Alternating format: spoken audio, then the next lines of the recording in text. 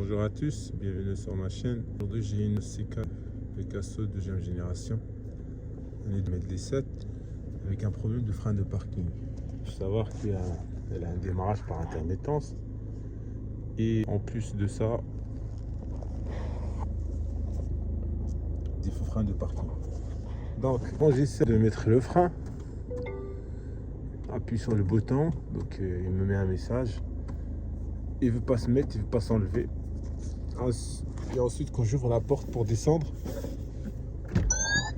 voilà, il marquait serrer le frein de parking. Et quand j'essaye de le faire, ça marche pas. Donc on va faire un diagnostic.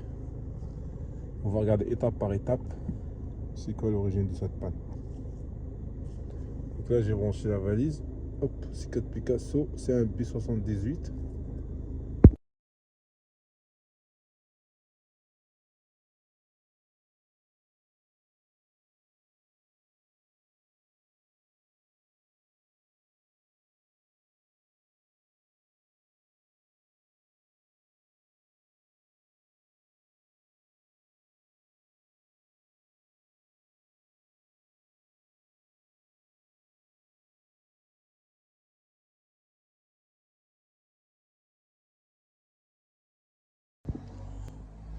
Donc là on a sur le schéma électrique, frein de stationnement électrique.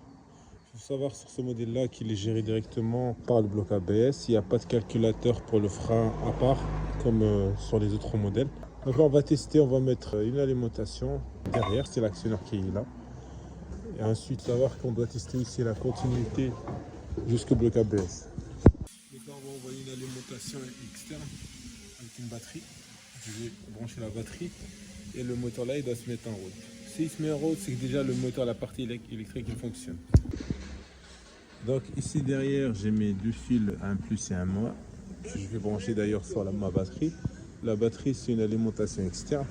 On va voir si ça va marcher. Vous entendez le moteur? Donc le moteur électrique il fonctionne. On va aller plus loin. Donc on arrive à la fin de l'intervention sur la C4 Picasso, Grand Picasso année 2016. Donc alhamdoulilah, donc on a réussi à résoudre le problème. Il y avait un problème d'actionneur arrière gauche et un problème au niveau de faisceau. Donc il y avait un problème à ce niveau-là, une coupure entre le calculateur et l'actionneur.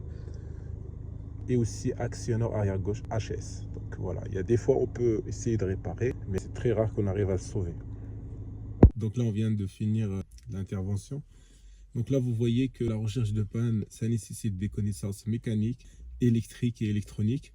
Aussi savoir lire les schémas et utiliser des appareils spécifiques pour résoudre la panne. Donc, y aller par élimination. Donc voilà. Donc n'hésitez pas à faire appel à nos services. Toutes les coordonnées de contact sont dans la description comme d'habitude. À très bientôt.